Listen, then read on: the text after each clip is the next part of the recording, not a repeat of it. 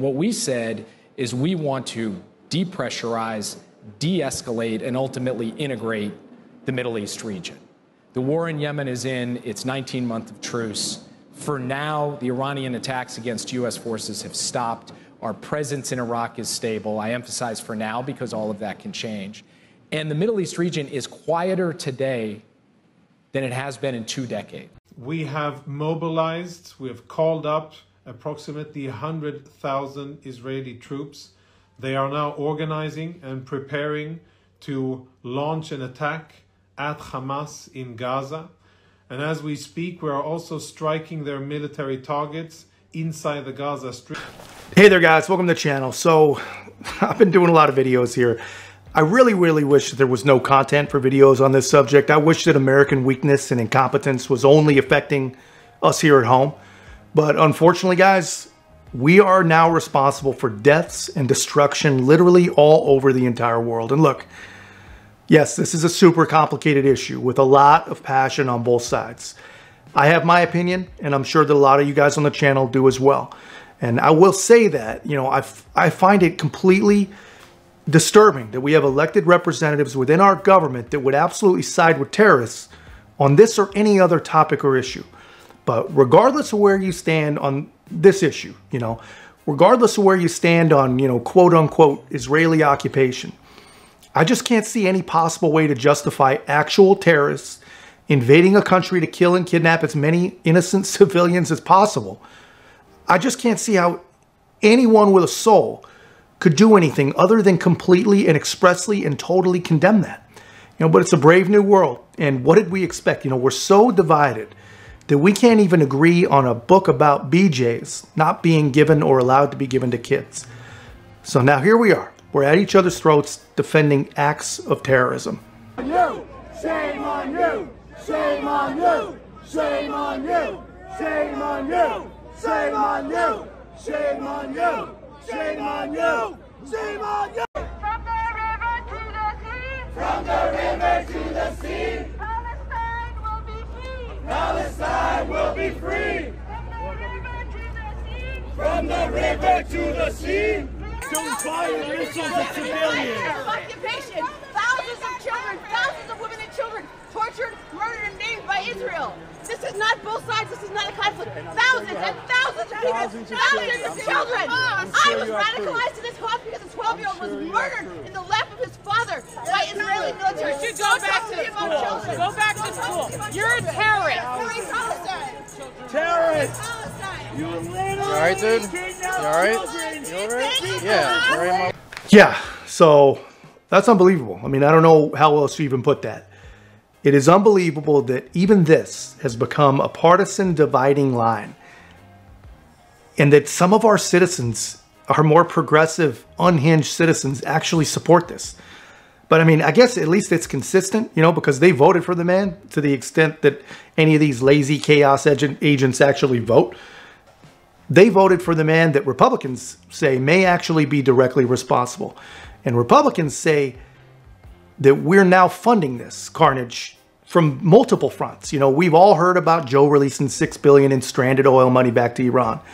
Well, they don't have that money yet, but I'm sure that sent a very clear message. But now we're hearing more about the financial aid that this administration has actually been paying and giving to Palestine, and how it looks very, very likely that a healthy chunk of that cash has made it just a few doors down to Hamas. Friday night, during the quiet part of the media cycle when no one's paying attention, the Secretary of State, Anthony Blinken, released $75 million into Palestine, into areas that are heavily Hamas areas. Now, internal memos in the administration, internal White House emails are suggested in the last year that there was great risk of increased violence due to this money, and the administration in writing said go ahead with it anyway. So these are troubling issues. I'm glad that the Republicans came out and criticized them, but President Trump last night was talking about the Abraham Accords. He's got a good point. That there was peace and prosperity in the Middle East. You see, we're on the verge of an agreement between the Saudis. Remember, the Abraham Accords didn't include the Saudis. We're on the verge of this Israel and the Saudis getting together. And that's right. And could that all be at risk now? I think so. I mean, Iran was obviously behind this, and that's probably one of their most... Wow, guys, what in the hell is actually wrong with us? 3, 2, 1. Wow, guys, what in the hell is actually wrong with us that we relegate serious and impactful journalism like this to obscurity, man? You got to dig around on the freaking internet to find it. Well, all we want to watch is complete and total garbage that just makes every stinking thing about race, about gender, and all these other virtue signaling super unimportant things. You know, here's a simple math. Here's what I think is actually going on. Let me know in the comments if you agree or if you think I'm way off. But Israel has been negotiating, you know, the post-Abraham Accord peace and normalization with Saudi Arabia. Iran and Hamas, they don't want this to happen. So what better way for them to delegitimize any talks with Israel than to force Israel's hand into bringing down the friggin' hammer and turning Gaza into a parking lot, which is probably what's going to happen. And honestly, the fact that Palestinian and Hamas leadership would have such little regard for their own citizens, that people that really, really do depend on them, should really, and I hope really does, fill in the blanks for anyone who's found themselves accidentally or on purpose playing apologists for this murder, the murders and kidnapping of innocent families. You know, these are the same people playing apologists for this are the same people that told us Trump's toughness in the Middle East and other places was going to start World War III. They damn near promised you that after we iced Iranian General Soleimani, that we were headed for Armageddon, yet we had almost complete and total peace during the Trump presidency. And now that we're actually damn near probably already in at least a precursor of World War III, they're silent. These same people are dead silent. How is this not waking people up? And let me know in the comments how you guys think it's even possible that people can so easily ignore these major missteps that our country's making. I mean, repeatedly, over and over and over again. And why do they ignore that our government's first gut reaction is to claim that Iran didn't do it? Before anyone even asked, really.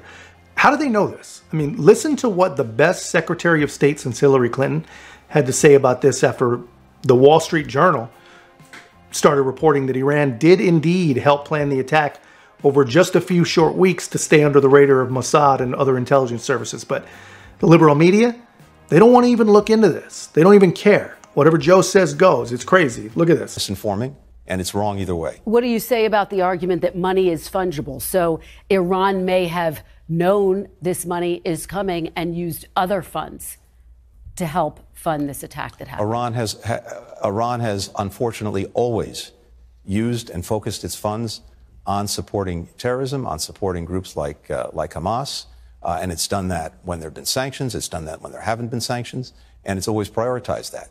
And again, I come back to the proposition that these funds have always been, under the law, available to Iran to use for humanitarian purposes. The Trump administration. I actually think it was irresponsible for Secretary Blinken to say that the $6 billion doesn't weigh in here. I mean, let's be honest with the American people and understand that Hamas knows and Iran knows they're moving money around as we speak because they know $6 billion is going to be released. That's the reality.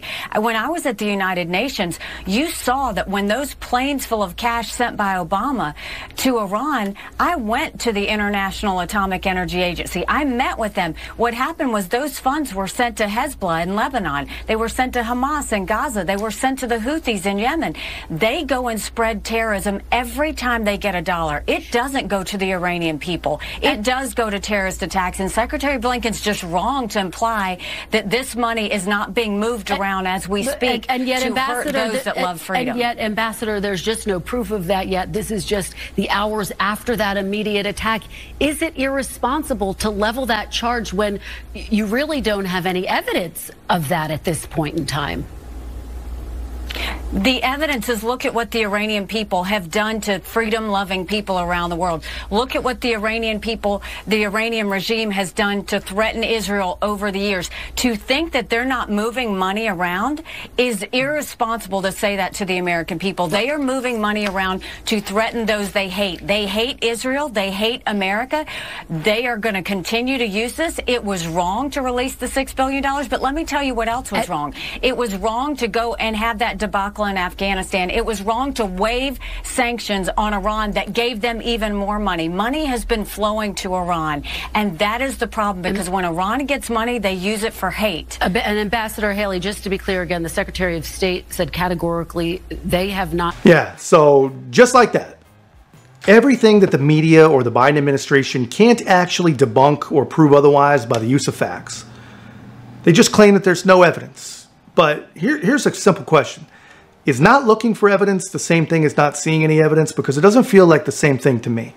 And honestly, how much evidence do you really need to determine that a country that has been the main benefactor of terrorism in the region for 50 freaking years, a country that has openly called for the destruction of Israel and whose leader shared a tweet celebrating this attack on innocent civilians before the smoke was even cleared?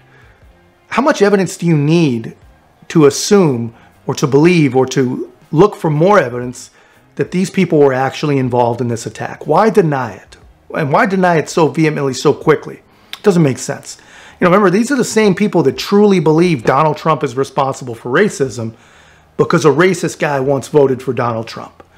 This is just the same tired old liberal logic, man. But the sad thing here is this liberal logic is actually costing lives, you know. Just look for the evidence, media. Please hold your government accountable and do something about it. But anyway, guys, that's just my take. Let me know yours in the comments.